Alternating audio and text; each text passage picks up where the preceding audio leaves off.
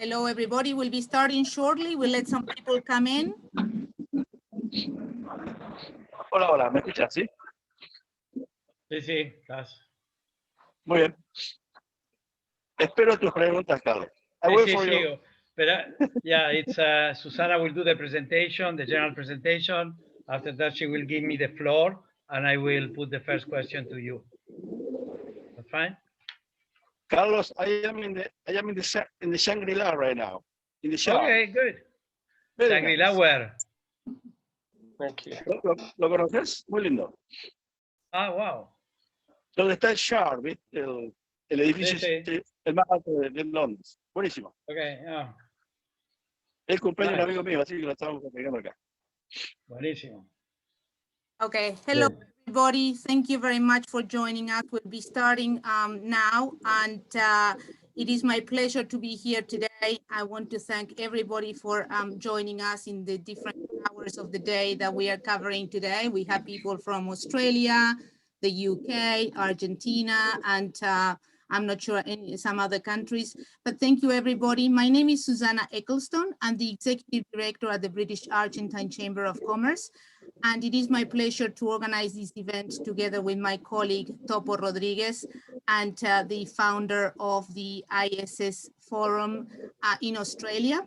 Thank you, Topo, for sharing this opportunity with me. And I want to obviously say a little bit about Topo and his mission to look after and promote not only the sport, but the well-being, the organizations that promote the well-being of sportsmen and organizations across the globe. And it is a pleasure today to have Carlos. Thank you very much for being our moderator today. Carlos will be introducing the rest of the speakers. Carlos is a dear, person to me. Carlos was ambassador in the UK for Argentina between 2016 and 2020. And he was also, and is today, still the honorary president and great supporter of the British Argentine Chamber of Commerce in London. And prior to that, between 2005 and 2015, he was resident ambassador to the Republic of South Africa and non-resident ambassador to the 9 SADC countries. I wanted to say, Carlos, that I think the last time the BACC had an in-person event in London was your farewell party. Quite literally, that was our last physical event. So it was great to have you here, and it's great to have you today. And without further ado, I'm thanking Topo as well for the collaboration and the work together. I want to leave the floor to you, and I'll be going behind the screen, but I'll be joining you later for questions. So if you have any questions, please don't hesitate to put them in the chat. All right, thank you very much. Carlos, the floor is yours. Thank you, Susana, and thank you, Enrique Topo Rodriguez. Topo for the English-speaking country will be more, because at the scrum he was very good in going down what was called la bajadita. That it's everyone that plays against Argentina in those days suffer about that, and it's so it's an honor for me to be asked to moderate this event, sponsored by the British Argentine Chamber of Commerce and by the International Sports Science Forum based in Sydney. Everything that both institutions are trying to do is the synthesis, is the title of this meeting, that is health and wealth in sport. So the idea and the title of this webinar is the last 43 years of global football. I would prefer to still to call it football. And so for that we put together 6 distinguished sportsmen and people who are dealing with both sides, from sports, from the medical science, and also from the legal side. So the idea is to have today, I will start, the speakers will be Osvaldo Ardiles. Everyone knew he's the most famous Argentinian living in England, and I will say in United Kingdom more than in England. And it's he was a world champion in 1978, and he developed all his career in UK, part of it in France, in Japan, as a football player and as a coach, and it's a pleasure to have him here.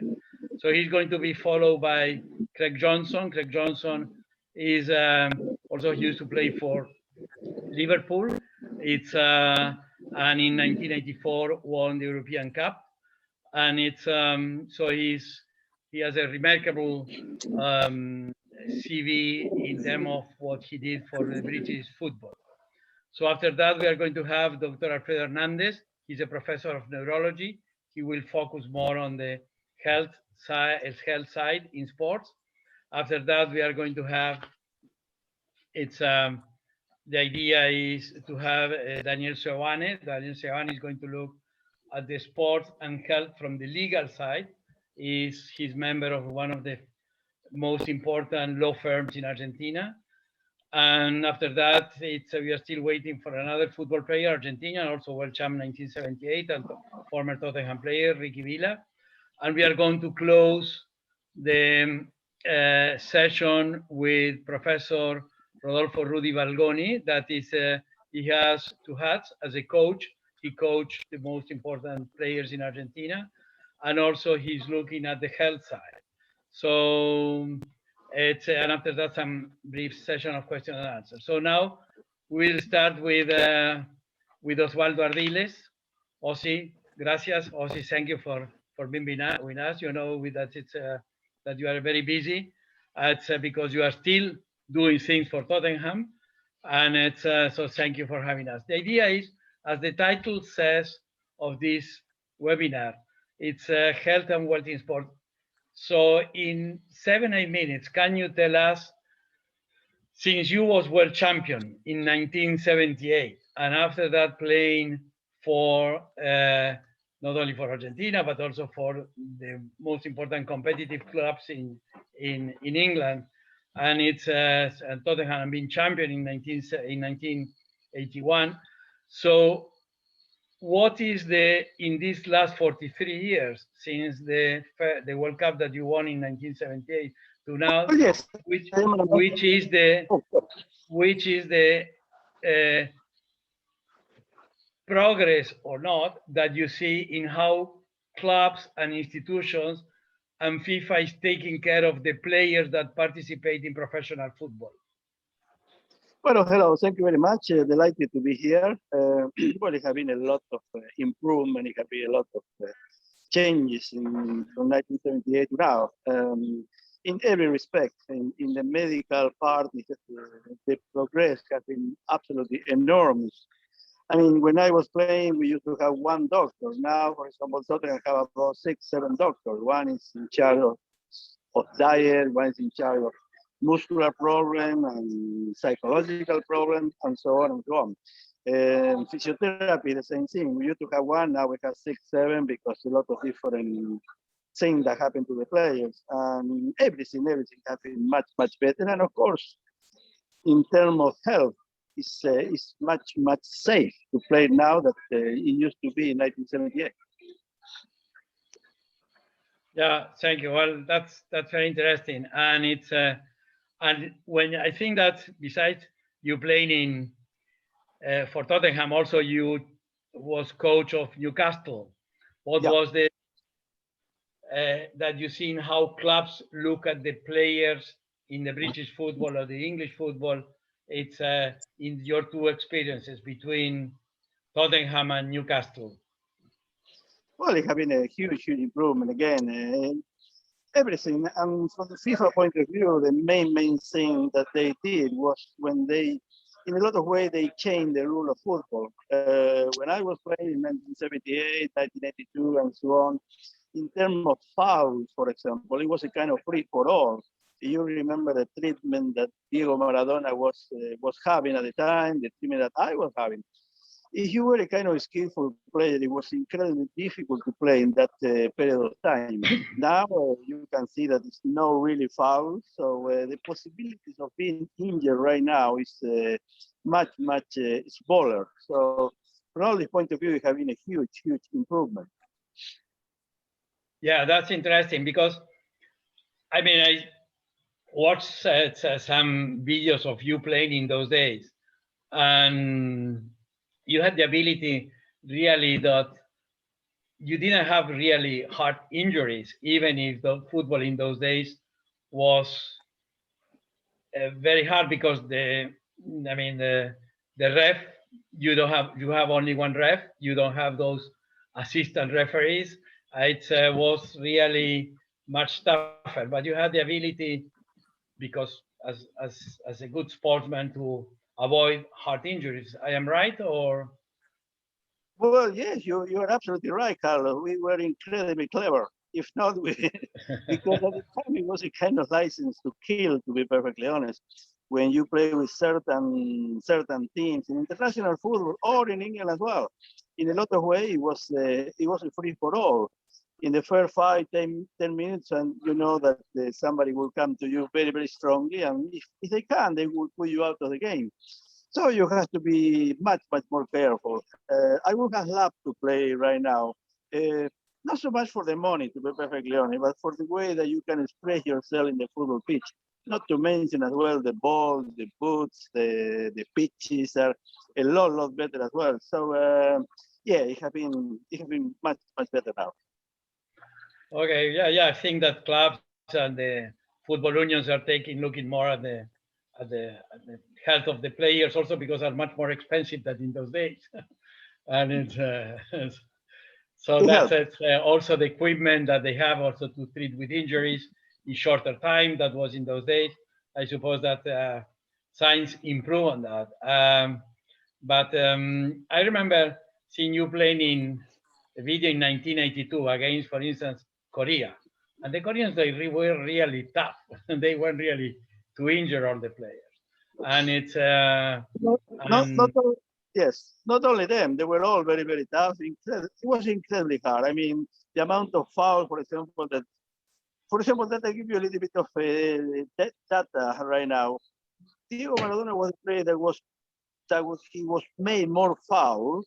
He was, they committed more fouls against him than anybody else. And in Argentina, the second is Orteguita, you remember, and the third one is George truly. So it was, I'll give you an idea. I mean, you wanted to really play football, if you wanted to express yourself, it was very, very tough indeed. Okay, yeah, that's true. Well, nice memories, and it's what I seen is just something. That's the last question is watching international football or football overseas. I see that the England Premiership is the most competitive in the world. Really, you see that it's even teams that from the second division or they can compete, like was Leeds going to the Premiership, and I mean they was really and it's really you see anyone can win over everyone. It's not like in other leagues that you have 3 or 4 strong teams and that's it. But in England, in the British football, you see that everyone can beat everyone. So and that also requires physical training. And it's do you see now a difference between yes, of course, training that are happening today? Yeah, the physical training, of course, have improved as well a lot. So you are right what you're saying about England. No Great Britain, because that is Scotland, that is a different league, so we don't come into that. But I mean, Craig Johnson is with us as well, and he knows very well what we are talking about. I mean, in the Champions League right now, the 2 finalists were Chelsea and Manchester City, for example. And of course, there are a lot of other very, very important and very super clubs like Barcelona, Real Madrid, and so on. But if you are talking about Spain, you are talking basically, even though the champion was Atletico Madrid this year, you are talking basically about Real Madrid and Barcelona. If you are talking about France, you are talking about Paris Saint-Germain. Germany is only Bayern Munich. I believe it is the extraordinary competitiveness. In England, they're extraordinarily competitive. So it's not that everybody can win. There is only 5 or 6 teams that can win it, but the competition with is incredibly strong. And this is why when they go to the Champions League, you have the two finalists in the Champions League, English, the two finalists, Manchester United and Villarreal. Manchester United lost in penalties, but the presence of English football is very, very strong indeed. Thank you, Osvaldo. Well, it was very nice to talk to you, and really we appreciate that you opened this seminar. And on behalf of the organizer, I really thank you, and it's a pleasure to see you again, that you are in good health, you and your family. And thank you very much, Carlos. Un abrazo muy grande, big embrace, and I hope to see you in Argentina. Yeah, here. sure. Nos vamos a ver pronto. Apenas I owe you un asado. Good. Thank you. Thanks, Craig. It's a pleasure to meet you, Craig. Thank you very much. And it's seeing your curriculum. It's and I think that's coming from northern South Wales, but you play for Liverpool. So can you tell us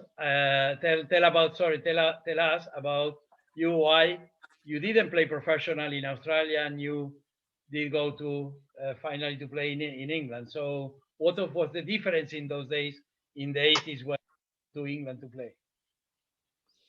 As Ozzy Ardiles said, we call him Ozzy rather than Osvaldo, and he is such a legend of English football, and actually I'll go further, English culture.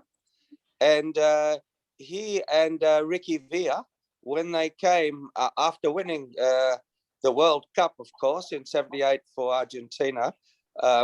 Just before I answer your question, because he's gone now, I can say nice things about him. But this man did an incredible amount of good for Argentina as a country, and as people. With you just heard how lovely he speaks, you know, how good his intentions are, and this to me is part of the power and the joy of global football. How you could get in a taxi anywhere in the world and you could say three names. You could say Diego Maradona, Lionel Messi, and Osvaldo Ardiles, and it could be Pakistan, it could be Sri Lanka, it could be Brazil, it could be Australia, or it could be London, and everybody says, yes, and they hold their hands up and they say hallelujah, you know, go Argentina. So Ozzy has done an incredible job. In fact, I think he should be Prime Minister of Argentina. There you go.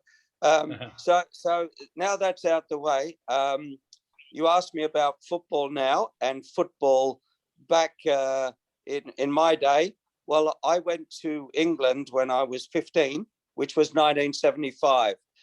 Black and white television, no internet, no medical doctors even back then. You know, the club had and I went to Middlesbrough before I went to Liverpool at 15 years old, and there was nothing at all. There was no medical advice for trialists, which I was a trialist, and it was, everything was mechanical, nothing was digital, and there was no such thing as science involved. Now, you know, all those years later in 2021, so from 1975, when I was 15, now I'm 60. Now, as Ozzy said, every club has 2 or 3 doctors. Every club has 2 or 3 masseurs or physiotherapists. They have the highest electronic machinery for evaluating players' health and wealth and well-being. You know, so I think that a lot of players do think that now it's gone over the top, and you know, you've got to have a feel of hands-on, old-fashioned physiotherapy and today modern physiotherapy. And I know we're going to get into the neuroscience very soon to do with football and where it's headed, but science is the truth. And all of these things that have happened over the years have become the truth to actually get to the truth. And when I hear Ozzy talk about being able to, back in the day, being able to kick Maradona, that's the first thing people wanted to do on every team in the world, was kick Maradona out of the game. It happened with Pelé also for Brazil. It happened with Johan Cruyff and Michel Platini. We know that. So yes, FIFA interjected and said, hey, if you tackle from behind, you get sent off, you know, which is the evolution of the game. And, you know, I've been quite amazed with the progress on all fronts. But at the same time, people have been making money on the back of these things, you know, the health and wealth and well-being of football. And sometimes as a player who had nothing, right, around us at all, in fact, the local doctor for my team in Australia when I was young, he was actually a horse vet, you know, a vet. So he wasn't a doctor at all. He was a horse vet. But why they employed him, and it was probably, when I say employed him for nothing, he could look at a horse and understand if it was limping, you know. So he became the physiotherapist because he could spot a limping horse, you know. So when you talk about how sophisticated it's become, and I'm sure the neuroscientist will tell us, but I also happen to, excuse me, I just got tackled from behind. Yeah, that was Yeah. Topo Rodriguez. It was Topo. It was Topo. Yeah, he joined the mall, you know. Yeah, that's right. That's right. I'm very concerned about head injuries. And I know Topo is as well. And I know the FIFA doctors who I've spoken with many times over the years. There's all sorts of issues coming up, like potentially not heading a ball. And we all know that heading a ball, the simple act of heading a ball, much like a boxer and a fighter in the ring, is having real repercussions years later on footballers' mental health and actual physical brain health, you know. And I'm sure when we get into the neuroscience, this is going to be a big issue. And then, of course, you talk about 4, 5, 6-year-old children, men and boys, girls and boys, in Argentina, in Brazil, in Uruguay, in America, heading a ball during training repeatedly, you know, on their poor little brains that haven't grown yet. This is a big issue. And I wouldn't be surprised one day, you know, and it might not be too far away, where heading is not allowed in football. You know, now it's not just football, but all of the sports, like Topo Sport, rugby union, rugby league, NFL, them all moving into the science space and the neuroscience space to say this is not healthy for young children growing up, or anybody, to have this repeated banging against your head. Now, what Ozzy said was beautiful in the way he speaks English. Just so you know, it's beautiful and it's very cute. But the way he frames things, there was nothing in his day of protection, nothing whatsoever.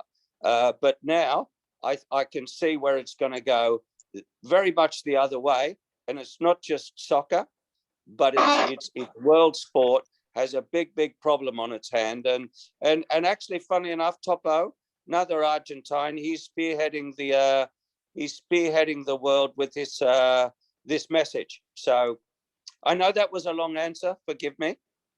Yeah, no, but it's no, thank you very much. And that gives room for the next presenter, that is Dr. Alfredo Hernandez, who's exactly looking at that side of of the issue in sports. And I will make a comment, if I may. In Argentina, you know, we are quite behind the progress that in sports science they are doing all around the world. My experience being ambassador to South Africa, ambassador to UK, and following sports, and I'm myself, I play amateur rugby long time ago, previous reincarnations.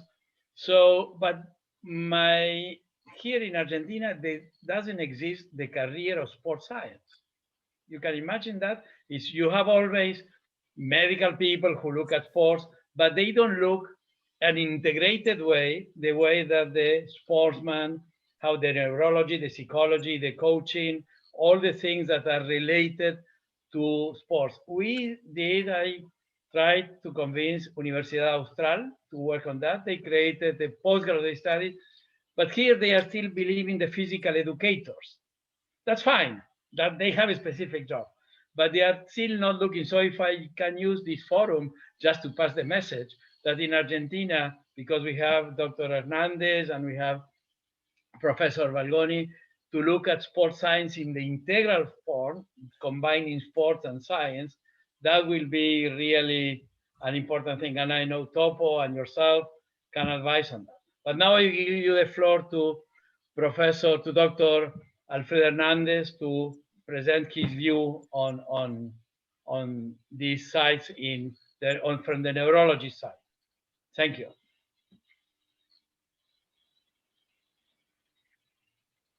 Estás silenciado.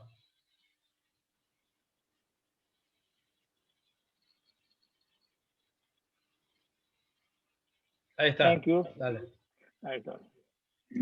Thank you very much.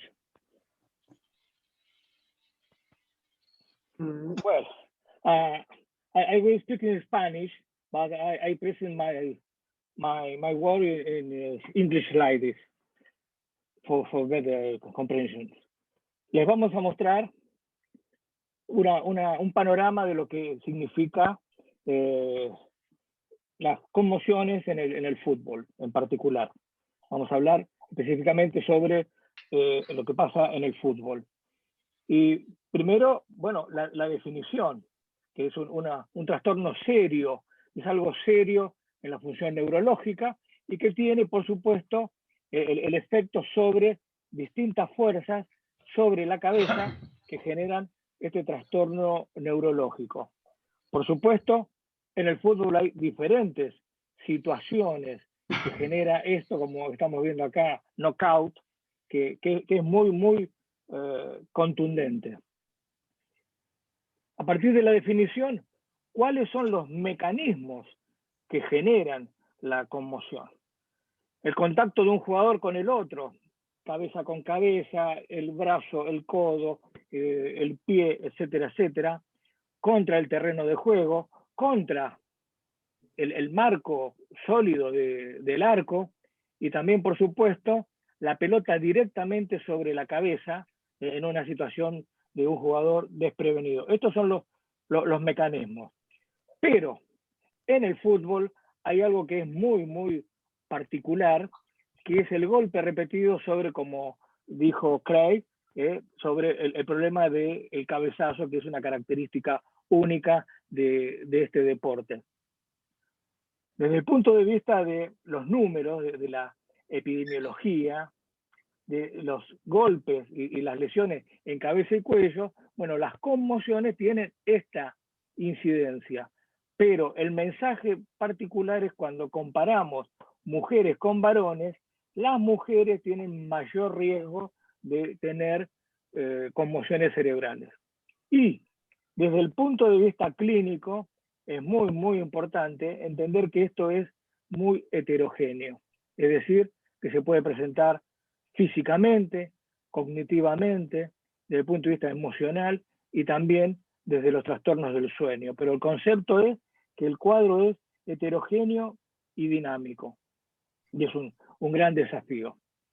Por supuesto, el gran tema es el golpe, sobre todo a nivel de los niños, del cabezazo. Bueno, hay varios estudios que incluso han llevado hoy actualmente a prohibir el uso de esta técnica durante el entrenamiento en los niños.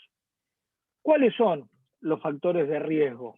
Por supuesto, en el niño tener un cuello muy corto es un factor predisponente. Lo mismo el pequeño cuerpo. Y por supuesto, comparando hombres y mujeres, las mujeres también tienen una problemática porque tienen una debilidad en el cuello y las hacen más vulnerables a tener conmociones en este tipo de técnica que es en el cabezazo. Ahora, del otro lado, las técnicas, las modificaciones como desinflar la pelota, enseñar una técnica adecuada y diseñar pelotas adecuadas al tamaño de la cabeza del niño van a disminuir el riesgo de conmoción. Ahora, las estrategias en general para poder reducir los riesgos las podemos dividir en distintas consideraciones. Por un lado,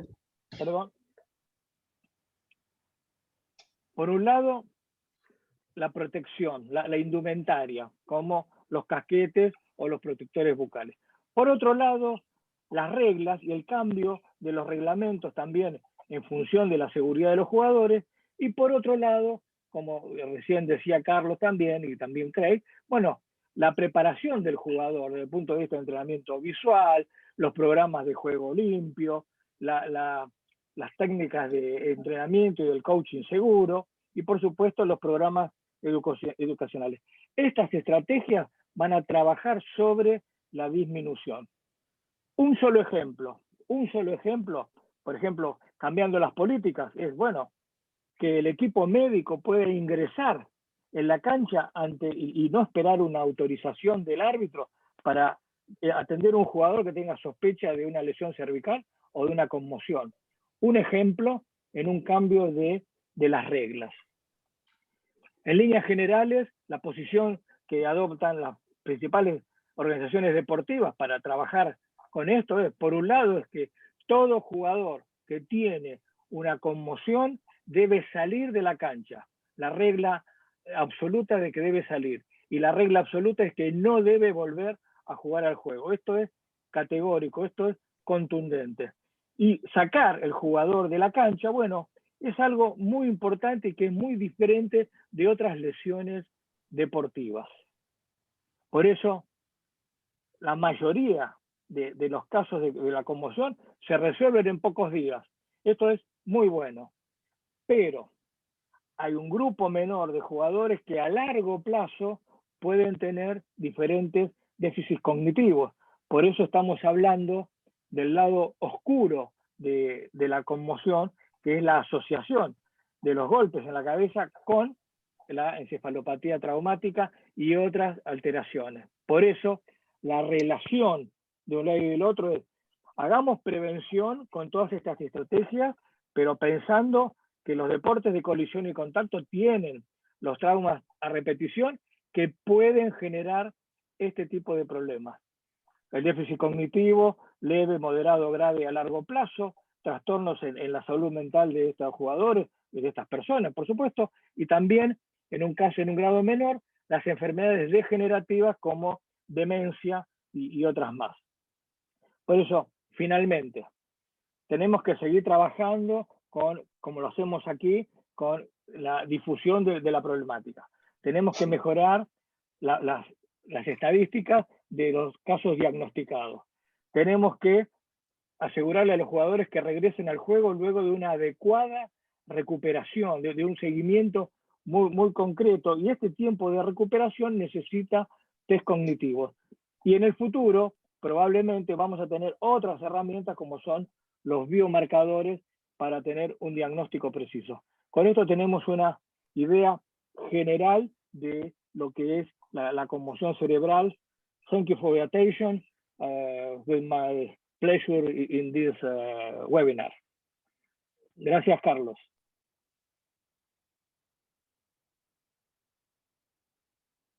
Thanks. Muchas gracias. Thanks, Dr. Hernandez. And also, we highlight your participation as a member of the Subcommission of Security in Sports.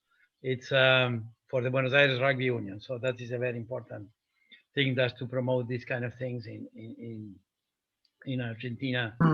It's that sometimes people is not really very conscious, and they look at they don't look really at the head injuries with the impact that they have in the long term.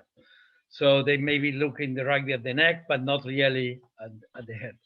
So now it's my pleasure to give the floor to Mr. Daniel Seoane.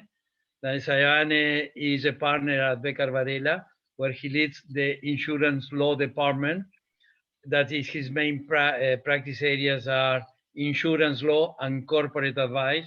And I think that is, for all the things that has been we have been told by the sportmen, it's and the neurologist. So can we see this from the legal point of view?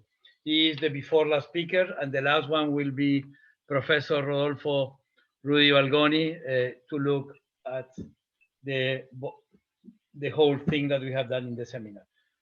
Mr. Seoane, you are welcome to speak.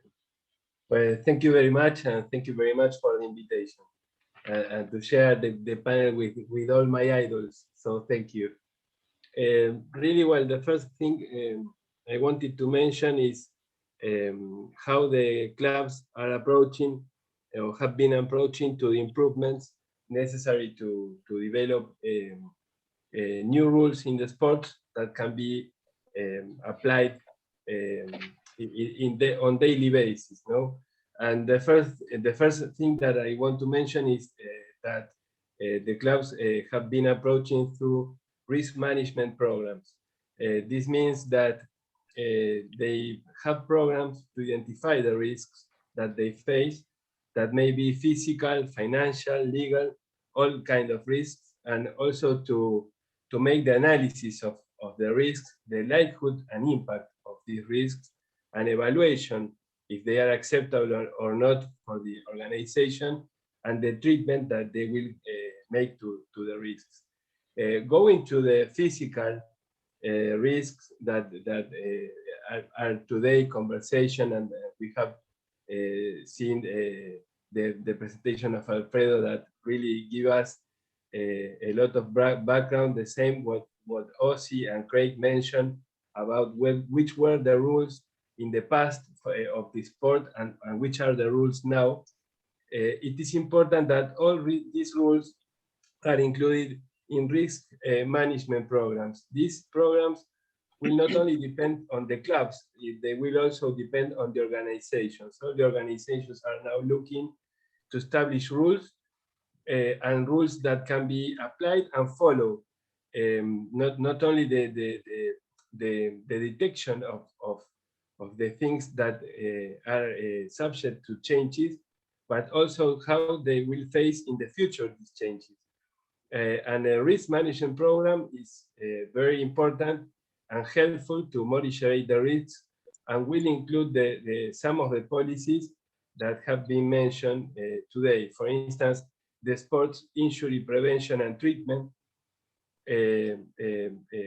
Also, how will be the physical preparation, which things have to be taken regarding the physical preparation. Also, the rehabilitation. For instance, Alfredo mentioned something very important, that the rehabilitation should take 7 to 10 days. Well, it doesn't depend only on the criteria of the doctor or the coach. It will also be part of a policy that the club has to implement, or the organization has to implement. Also, the health guidelines and duties of coaches and officials. Just to mention some of the principles that apply to this conversation, yes, because there are a lot more, but really these are very important for the clubs and also for the sportmen. And these have to be ordered systematically and controlled by a risk manager or responsible, and the program will have to be embedded into the organization. And how to protect football players and clubs. As I mentioned before, it is by morigerating or avoiding the unnecessary risks, establishing these principles as policies that have to be complied, including a health program with all the cares that have to be taken, and also an insurance program. On insurance, it is important to mention that there will be a protection for the club. This is through the civil liability insurance policy that covers all the claims that the club may receive related to injuries, but also maybe to third-party liabilities, not only to players. And it is important to football players to have some insurance policies that may be contracted in a collective way or individual. And the main policies that are contracted, insurance policies, are life insurance and also disability insurance. And this one is very important because it may be the disability insurance may be a partial disability or a total disability, and also may be temporary or permanent. So these are things that clubs are implementing to protect the assets of the football players if they are not able to continue playing for a long time, a long-term period, or just for small periods of time. So, well, this is an approach to the way the policies have been implemented.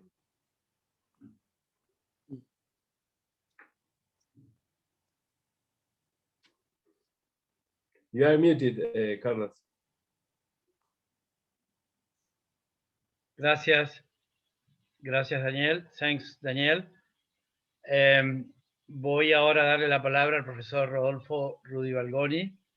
Él, después voy a, after that I will do a short brief in English, but in English you have already his curriculum. I'm impressed. Estoy impresionado, realmente él es un atleta.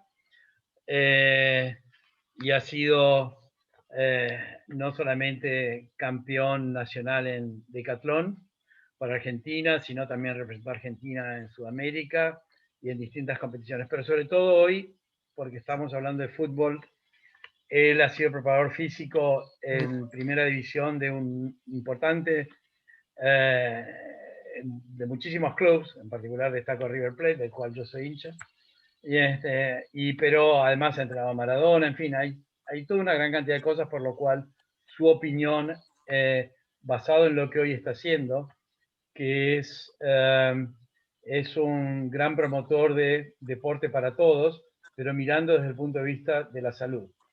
Y además hay un YouTube ejercicios para la tercera edad, cosa que voy a empezar a ver, porque estoy entrando en eso.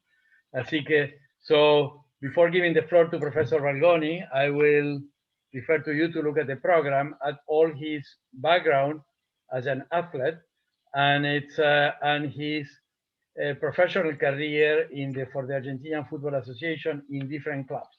So I think that he is the perfect person to close this meeting, this virtual meeting, looking at sports, science, and physical conditions in football. Profesor Valgoni, la palabra es suya. Bueno, gracias por la invitación. Disculpas porque no me atrevo en un inglés no escrito por ahora.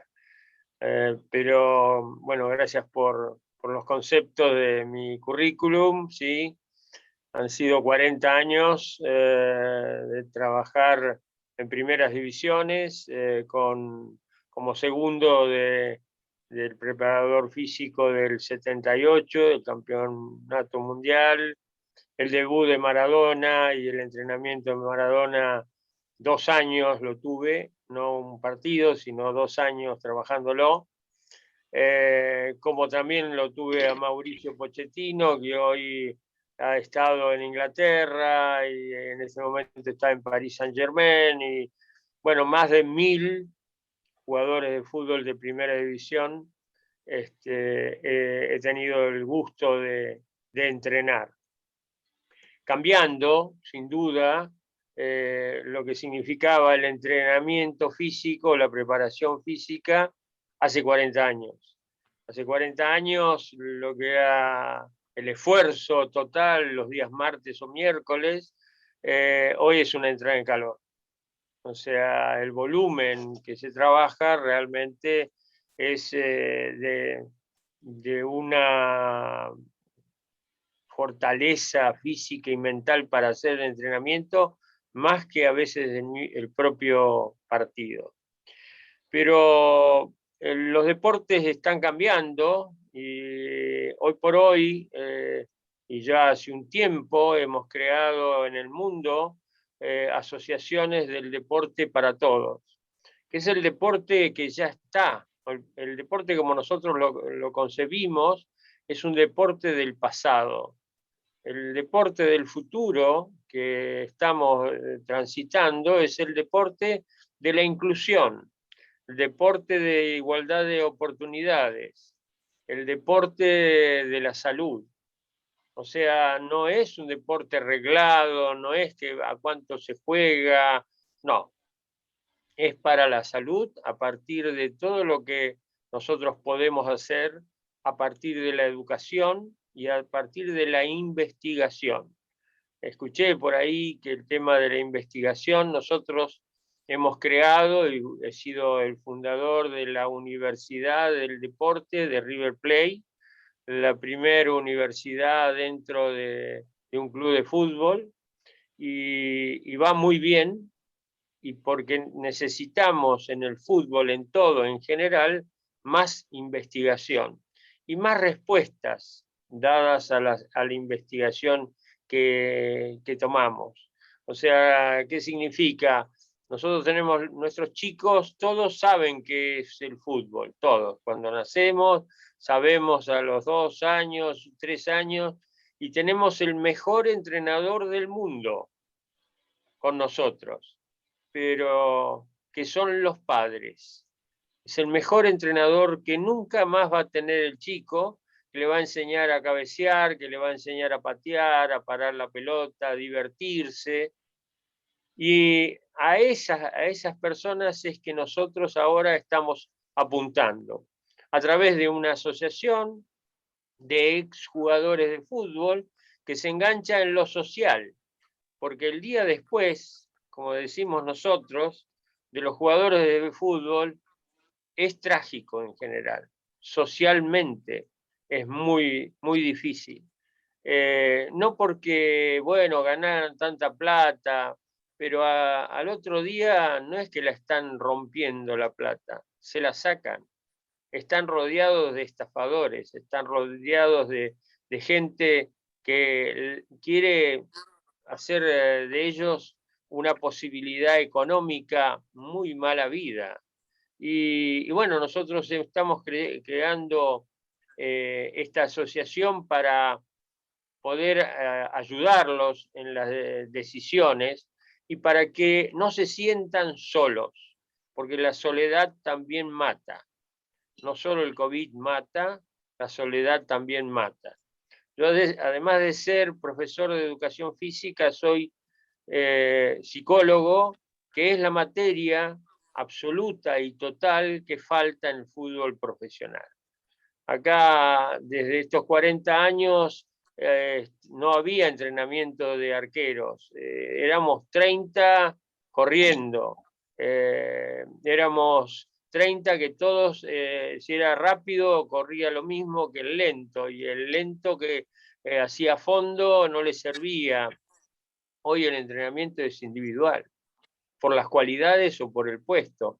La saltabilidad la teníamos que trabajar. Nunca se trabajaba, se ponía una pelota para cabecear. Eso ha cambiado. Entonces, la materia que nos falta es la psicología. Como siempre fue el psicólogo mal visto, tanto por los técnicos, pero bien visto como la comisión directiva, porque eran algunos alcahuetes de la comisión directiva de lo que le pasaba y lo que le decía, fue muy mal visto. Yo trabajé también en el alto nivel en tenis, y un tenista que no tenga un psicólogo hoy no puede llegar a ningún cuarto de final de nada, por ejemplo. Y en casi todos los deportes el psicólogo tiene una pata fuerte.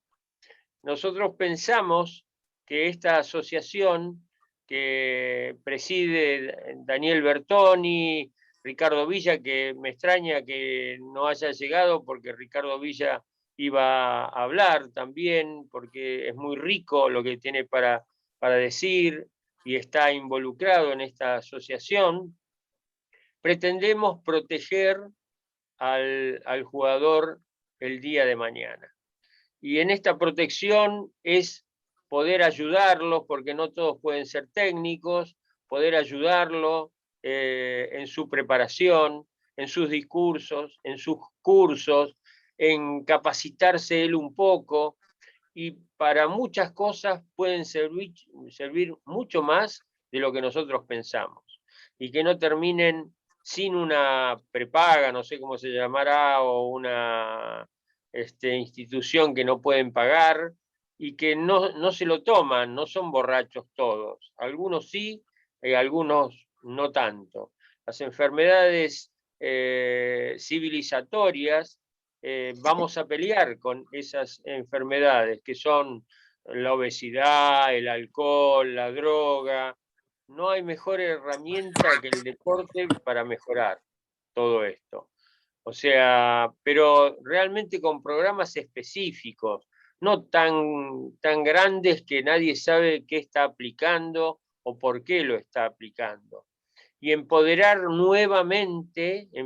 realmente nuevamente a los grandes del deporte y ayudarlos porque no saben a dónde van. El suicidio dentro del fútbol es mucho más grande de lo que haya alguna estadística, porque lo hay. Y el suicidio mental no efectivo, ni que hablar, es mucho mayor. La angustia, el sentirse solos, el no tener compañías, el perder su pareja porque pasan a ser otras personas, hace que realmente tengamos que pensar profundamente en eso. Nosotros hemos querido ser una ayuda y vamos a tratar de llevarlo adelante, porque entendemos que el jugador es como una segunda oportunidad y se la tenemos que dar. Ellos, los jugadores, son los reales artistas de este circo bien armado que es el fútbol profesional, realmente.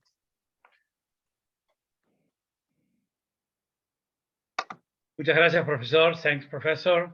Yeah, it's, I suppose that the problem with Ricky Villa is that committed himself, but maybe there is a connection problem. He's still living in Roque Pérez, so I don't know if, if there are internet problems there to get there. But thank you very much, and really I agree with you that psychologists are necessary. It's I know in it's an individual attention to the different players, to the different teams. It's something that is important. So, and what you say that sport is the sport of the future, is a sport of inclusion. It's really an important concept, and it's also this has a health side. O sea, decía que lo que ha remarcado usted con deporte del futuro, que es el deporte de la inclusión y que incluye el tema de la salud, es un tema importante. I think, Susana, I think that we have a question from one. It's maybe go to the second part of the question. Is somebody who has played football in Middle East and Africa? Can you? It's the question is. I will read that. Can I ask the panel opinion on how a policy and rule change might be implemented in those areas where poverty is almost a given state of affairs and where playing high-level sports at the professional level remains a dream which is almost unattainable to many unless they are prepared to accept that we are now seeing an acceptable risk in mental health? Thank you. Craig, can you maybe give a short answer to that, because you are coming from a non-football country to play in one of the strongest leagues in the late 70s? Yeah, well, I'll try my best. Yeah, we are you say a non-football country, but Australia is a mad sports country. So you know, and I maybe I didn't quite catch the question, but they're saying that professional sport in other countries might be attainable, unattainable. But I think that I've just been speaking to a whole group that I've pulled together of older Australian sportsmen and women that were of the level of Ozzy Ardiles and the people we're talking about, and Topo in rugby. And Topo knows the people I'm bringing together. And we as professional sports people are trying to affect a change here in Australia. But what we go back to is the fact that what is sport? Sport is a game. Sport is fun. And if it's not fun and it hurts, and then it starts to affect your mental health and your physical health, you know, it's a problem. So I think that what's happened to a lot of sport is it's become over professional, it's become over regularized and you know, punished for certain things. But we've got to get back to the joy of sport. And what I'd say to that particular question is that you know, everybody is trying to, you know, do sport for a living, and you know, there's only an elite few in the scheme of things, and all the people in the world that make it. But I think people should be, and children should be, getting back to the joy and the love that only sport can bring. And I think on a global basis, what we're seeing is people and kids disappearing into their bedroom, and the modern day sport is FIFA and PlayStation on their thumbs in the bedroom. And a fundamental about sport is running outside with your mates and screaming and shouting at the top of your voice, right? And letting go of all the frustrations that a modern day world and society has brought upon us. And I know we've all done it, you know, some of us with our clothes on, some of it with our clothes off. You know, you run out there, you scream, you shout, you know, you have fun with your mates. It's called sport. And my advice would be, don't be too worried if you don't become a professional sportsman or woman. You know, there's something in life that everybody loves to do, but enjoy sport for what it is without having to do it for a living and all the problems associated with that.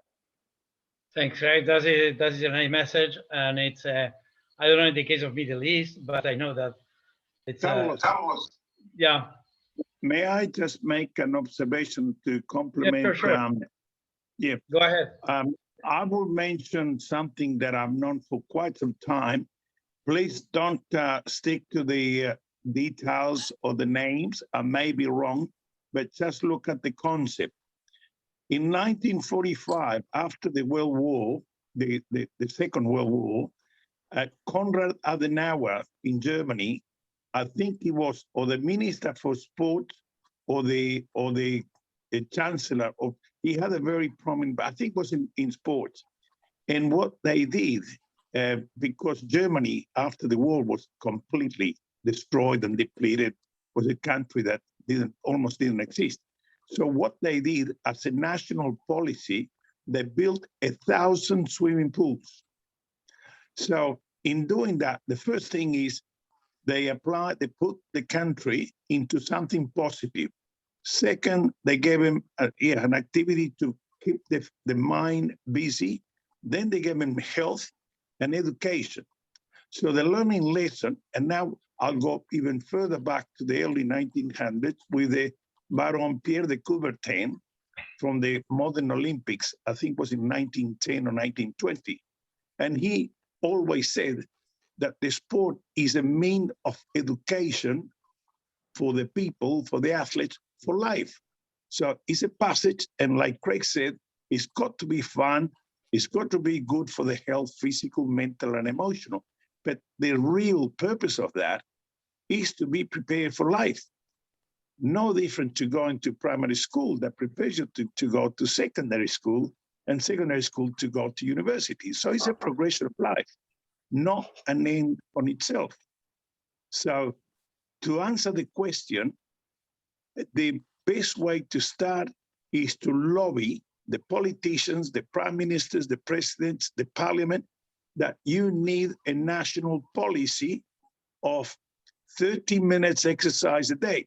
As Professor Valgoni would know, the benefit for the country, if you impose, put a fine if they don't do it, to start with, then you relax your measures, and then you achieve the health, the fun, and the education. The three ministers, sports, education, and health, need to come together. That's my contribution. Thanks, Enrique. Yes, you're right. And it's, Craig, sorry, I was not meaning that football is not important in Australia. I mean that it's, I know that it's even more important than rugby union, not as rugby league, but it's, and I was ambassador to South Africa in 2010. Really, not only Australia that participated in the FIFA World Cup that year, but I think it was the third country that bring more supporters. Yes, yes, I was there also. I was there in South Africa also. Well, there was a lot of Aussie. Yeah, there was a lot of Aussie supporters there. Yeah, it was good. Yeah, I remember that. So, Profesor Valgoni, ¿tiene algo que decir sobre este último punto en cuanto al deporte como forma de inclusión social y para que hace obviamente bien a la salud y como política de Estado, digamos, ¿no? Y debería ser una política de Estado, sin duda, sin duda. Hoy hablar de inclusión es una obligación. O sea, no solo para trabajar con discapacidad o capacidades diferentes, sino para trabajar con todas las enfermedades civilizatorias que conocemos, ¿no? Y es una herramienta fantástica la que tenemos con el deporte. Tenemos una batalla sin duda con el PlayStation, la inmovilidad, la morbosidad, todo, pero es una batalla que tenemos que librar. Y eso pasa también por otra batalla que tenemos que librar, que es la batalla educativa. ¿Cuánto nos aporta, cuánto nos da y cuánto recibe aquel país que tiene actividad física? ¿Cuánto ahorramos en no ir a los hospitales, no consumir pastillas para la salud, inyecciones? Son miles de millones de dólares por año que se ahorrarían en una campaña. Alemania, que estuvieron hablando, hizo un plan de oro después de la Segunda Guerra, y en vez de hacer hospitales, qué sé yo, hizo canchas de fútbol, hacer gimnasio, y eso le generó miles de millones de ahorro en todo el tema de salud. Sin duda, estamos cerrando en quedarnos en la cama, en la casa, sin hacer actividad. Incluso este COVID lo hemos ayudado con quedarnos quietos. Cuando nosotros empezamos a estudiar la fisiología, lo más importante que genera el anticuerpo es la actividad, no la pasividad, por el contrario. Entonces, en todas estas campañas hemos visto poco.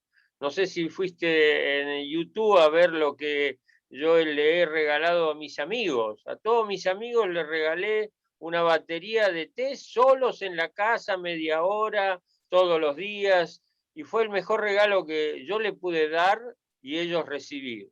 No hace falta millones de libras o de de lo que fuere. No, falta educación, falta entrenar a la gente con cursos suaves, adaptables, con concreciones, con universidades que no estén viendo los 200 o los 400 huesos que tiene el ser humano, sino viendo el resultado. Entonces nosotros con esta asociación vamos en ese camino, en un camino de educar, realmente de educar. Gracias, gracias profesor, y totalmente de acuerdo con sus recomendaciones anti-COVID. Doctor Hernández, ¿quiere usted decir algo al cierre? El deporte es cultura, y cuando hablamos de todas estas cuestiones, están embebidas en la esencia de cada sociedad. Entonces, las políticas de Estado deben incluir esto, pero los sistemas de salud adolecen de un segmento que es el más importante, como acaba de mencionar el profesor Balboni, que es lo que se llama la promoción de la salud. No prevenir una enfermedad, sino la promoción es darle a la gente, a la población, las condiciones de vida plenamente saludables desde todo punto de vista. Así que, en última instancia, si pensamos que el deporte es cultura, la cultura viene de las voluntades de las sociedades sobre cómo quieren vivir. Gracias, sí, a lo cual agrego además que disciplina y hace participar en forma comunitaria, con lo cual uno además acepta reglas, además del tema de salud, con lo cual eso también es un ordenador de cómo debería funcionar las distintas comunidades, además de generar lazos permanentes y profundos entre quienes lo practican. Antes de cerrar, le quisiera a Susana y Enrique si quisieran dar las palabras finales, y ya cerramos porque ya llevamos 1 hora 10 minutos. Enrique, Topo, te doy la palabra primero y yo cierro al final. Bien, bien. Bueno, quisiera encapsular un poco los principios de lo que estamos haciendo. En octubre del año pasado comenzamos a conversar con Susana de la posibilidad de hacer trabajo en conjunto, de cooperación.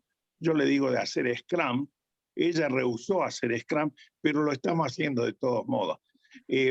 Quiero mencionar principalmente el agradecimiento a todos los participantes, a los moderadores, porque realmente nos dan la calidez humana y nos dan también la calidad científica o profesional. Nosotros seriamente, digamos, con este concepto comenzamos en mayo del 2020, pero como verán, estamos poniendo, yo veo, es como cuando miramos un equipo internacional que cuentan los CAPS o los años de experiencia. Bueno, yo acá veo que sumando al profesor Balboni, que tiene sus 40, 50 años, yo diría que más, 50, no te quiero, Robert, no quiero envejecerte más de lo que puedas llegar a estar. Personalmente, yo comencé a aprender. Yo comencé a aprender del tema de high performance a los 19 años cuando empecé a estudiar psicología y empecé a jugar al rugby de cero. No tenía la menor idea de las reglas. Entonces, ha sido todo un aprendizaje. He pasado por el entrenamiento con PESA, la psicología, el trabajo de prevenciones de cuello, el manejo de la salud mental. Es decir, todo esto que es un pool que estamos armando, es un hermoso Scrum para ayudar a la salud, el health and well-being. Paso ahora al inglés. We are working on health and well-being of two entities. One is the human resources, the athletes, and the other one is the business. One without the other cannot operate. Personally, in the last 25, 30 years, I've seen too much of athletes being used like nappies. I'm sorry if that's crude, and I could use other expressions. The player is used and discarded. If he's injured, one problem is, or they rush him very quickly, as Alfredo mentioned, the necessary time for recovery, or they get discarded. You're not good, It's another 10 young guys that coming in, get contracted, and off we go. At the same time that we're looking at the athletes, we need to have a healthy business, because without that, we don't have the resources to bring the psychologists, the psychiatrists, the neurologists, and all that, and to protect that business. Now, to bring it all together, it's a very simple analogy or metaphor. When before the player is contracted, so I'm talking about women or men at 15, 16, or 17 years of age, not just football, but everything. The player and the parents and the agent or manager, whoever is there to sign a contract, the player needs to be informed, well informed about the incidence of concussion, dementia, the incidence of quadriplegia, the incidence of every risk that is there. And then the player will realize, well, I need more insurance. I need to take care of this.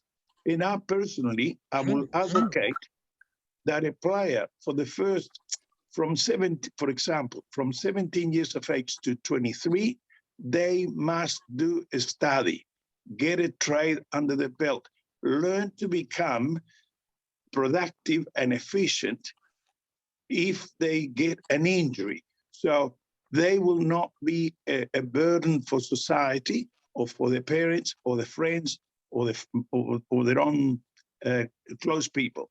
So that's the first concept. The player needs to know in those 5 years, this also will allow the immune system, the physicality and all that to mature. A player that is 23 in rugby, for example, if he's playing in the scrum, if he's getting tackled, can sustain that pressure a lot better, emotionally, physically, and psychologically.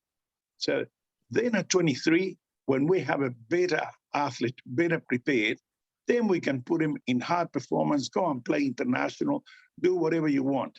So the club or the business of sport will benefit by protecting the asset and making it produce, and also protecting the health and well-being of the player in a later life. So the person leaves the sport in a much better condition and they become a lot more productive, not suffering from mental illness, depression, schizophrenia, suicide, and all that, that the ultimate burden is borne by the society. The community is the one that pays the price at the later day. And to finish with my concept is, after the contract, everything is in play, the way of looking at the player, if we look at a big company, like, for example, Microsoft or IBM or Ford Motors or BMW, is a company that has 20,000 or 50,000 employees around the world. They have precise policies for occupational health and safety. But the same thing should be in a club that has 150, 200 players. The players need to have a policy of protection. So if they're sick, they go to the doctor. If they're not, now, to prevent is much better than cure. And I say smarter than all that. It's a very smart business to do prevention. Thank you to everyone, and look forward to the next one, which is Susana. Can you tell us about the next one? Well, yes, my pleasure. Okay, so our next edition is going to be horse related and the sports that are, involve horses. And so we welcome ideas, we welcome suggestions. And as Topo said, the idea is to bring awareness of the sports as a holistic business, and obviously the well-being that is related to that. So we have a date for the next edition. Topo, when is that? I don't. That will be on September. It'll be on the 9th, to be confirmed, 7th to the 9th of September. Yes, so we look forward to that edition. And from my part, I think Topo and everybody, and thank you, Carlos, very much for moderating this amazing panel. It's just to thank everybody for the time. The The idea is to bring awareness to the businesses involved in sports from the side of the Chamber of Commerce and everybody involved in this very complex business from our side. So that is our participation, and I thank everybody. I look forward to the next event. I wish you all the best, and remember that this video is going to be listed or uploaded in our YouTube channel, so I hope that you can share it with your networks, because of the time difference is rather complicated for some people to log in today.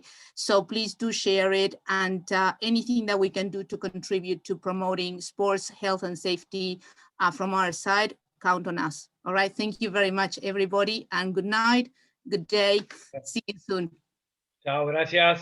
Thank Chao. you. Hasta luego. Gracias a Gracias, todos. Carlos. Bye, bye. Gracias a vos. Chao, chao. Hasta pronto. Adiós a todos, gracias.